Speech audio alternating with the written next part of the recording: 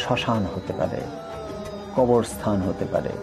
তো সেখানে যদি যায়, যেখানে তার জীবনের শঙ্কা রয়েছে, জীবন রাখা সংশয় রয়েছে, সেখান থেকে একটা উদ্বেগ তৈরি হয় তার নিকটজনের ক্ষেত্রে। ফলে যে চরিত্রটি এই চরিত্র পরিস্ফুটন করছে, তার যদি মনে হয়, যদি সেভাবেই রচিত থাকে চরিত্রটি, যে তার নিকট কেউ একজন অন্য জায়গায় যাচ্ছে, তার একটা উদ্বেগ তৈরি হচ্ছে সেখানে, সেই উদ্বেগজনিত কিন্তু ভীতি আসবে।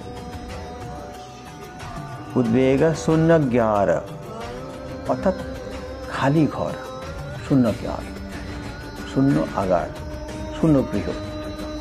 বিশাল বড় যদি গৃহ খালি থাকে, সেখানেতে একা যদি কাউকে হঠাৎ করে প্রবেশ করানো হয়, তাহলে তার হঠাৎ এত বড় একটা গৃহের মধ্যে ভয় পাওয়া স্বাভাবিক। একটা বড় হল ঘরেতে যদি কাউকে বলা হয় তুমি এখানে রাত্রিবাস করো,